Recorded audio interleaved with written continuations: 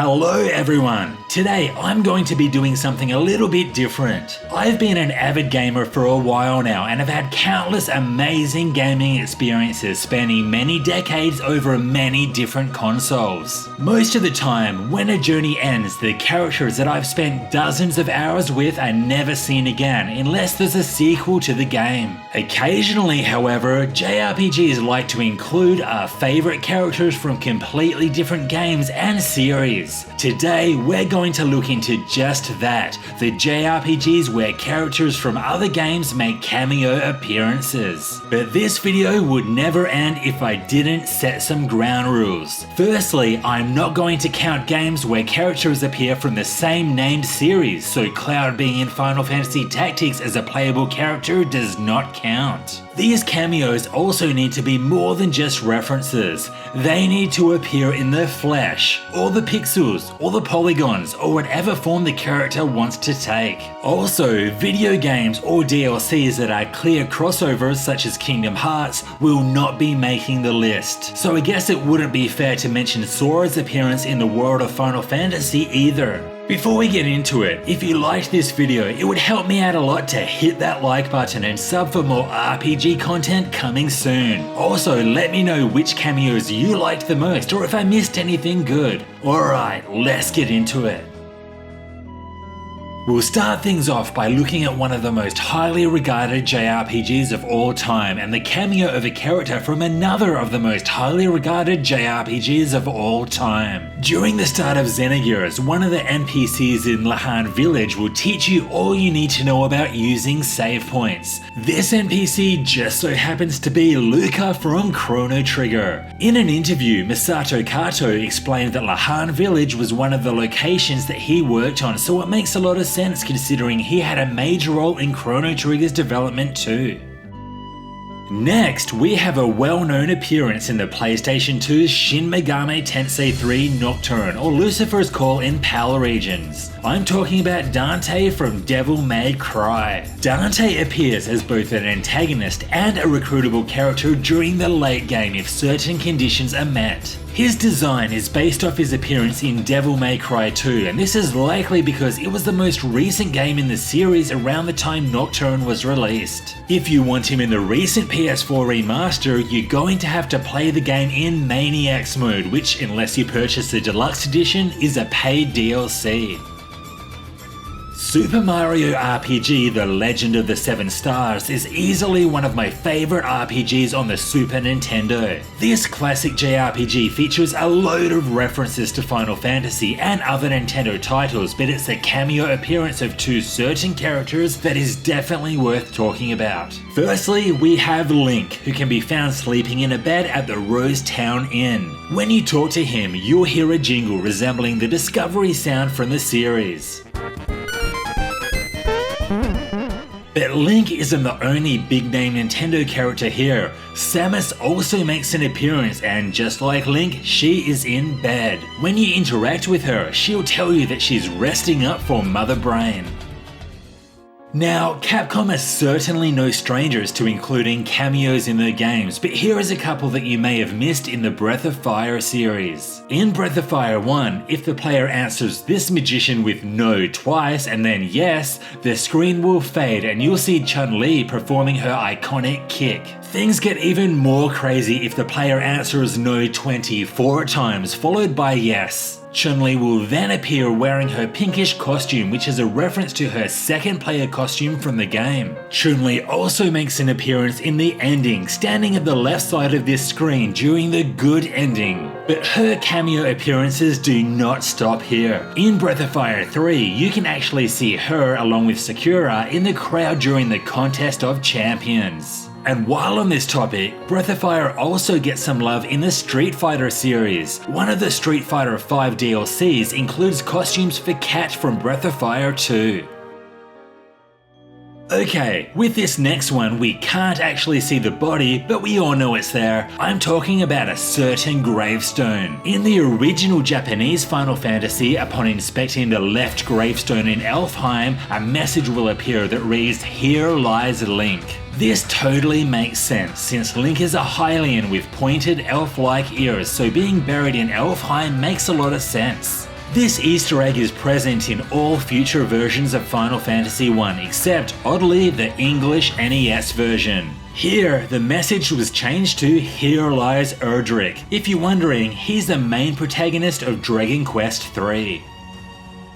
Next, we have 3 cameos from characters belonging to a fan favourite JRPG that seems to have been forgotten in time, which is a crying shame.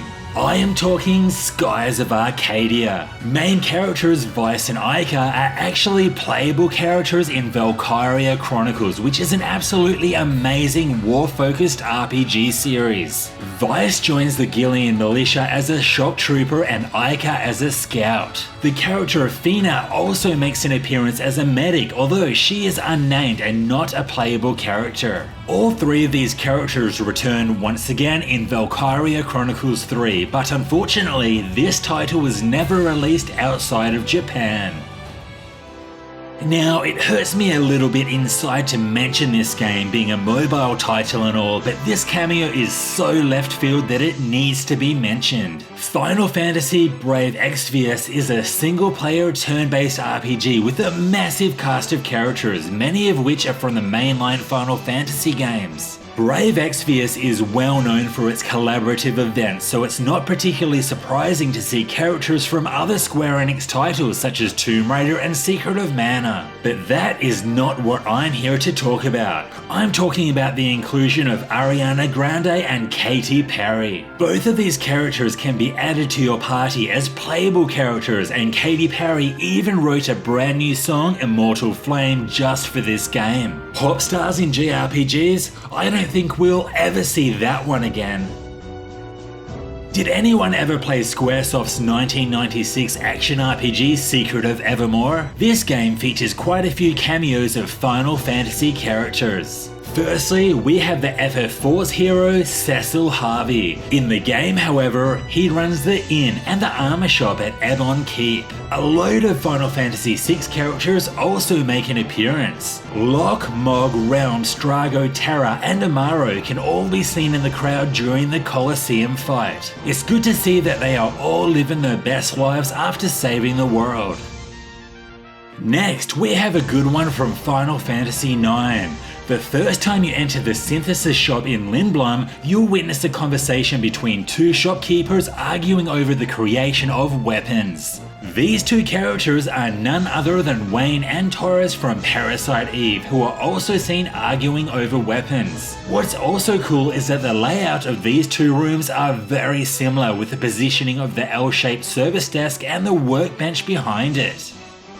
Now, let's end this video by changing up the rules a little. I know that this video is for JRPG cameo appearances, but there are also some really awesome cameos from our favourite Western RPGs. Firstly, we have Hideo Kojima's cameo in Cyberpunk 2077. The mastermind behind the Metal Gear Solid series can be found in a hotel bar chatting away during the mission titled The Heist. Next, I'm going to mention a cameo of an actor who is everybody's second favourite male Friends character, behind Joey of course. I am talking about Matthew Perry. This one is a little different since it's the story behind it that makes it worth mentioning. On the Ellen DeGeneres show, Perry talks about his love for Fallout 3. But I played a video game so often that I injured my hand so severely that I had to go to a hand doctor and get injections in my hand because I love this video game so much. So the game is called Fallout 3, and yeah. You know the game? This led to him being cast as a voice actor for the character Benny in Fallout New Vegas. I hear dig from you, babe, and all I can think of is a shovel. How can this be? This ain't forgiveness, it's something wrong. Next, we have a very interesting cameo in The Witcher 2: The Assassins of Kings. During the prologue, you can find a dead body in a white suit near a cart full of hay. This dead body just so happens to be Altair from the Assassin's Creed franchise. His body appears to have fallen to the hard ground, missing the hay. I guess he couldn't quite make that jump. This final part is also going to be a little bit different. While these characters aren't actually cameos, their physical appearances strongly resemble real-life people, and this needs to be mentioned. Hell, I even made an entire video on Final Fantasy character lookalikes a few years back, so I'll place a link in the description if you're interested. First, we have Viv, an NPC from FF15 who is known for his photography side quest. As soon as I saw him, I could not believe how closely he resembles Jorge Garcia, you know, Hurley from Lost. The other one that has always stood out to me is Headmaster Sid from Final Fantasy VIII. Yep, you guessed it. He looks exactly like Robin Williams. Ah, Robin, thanks for all the laughs. Rest in peace. And that's all the cameos we have time for today. I don't know about you, but I love seeing this sort of thing in my JRPGs. Which cameos did you find the most surprising? Are there any interesting cameos that I missed? Let me know in the comments below. This was Hellfire RPGs, thanks for watching. If you liked this video, be sure to hit that like button and sub for more JRPG content coming soon. See you next time. Run through the cold of the night as passion burns in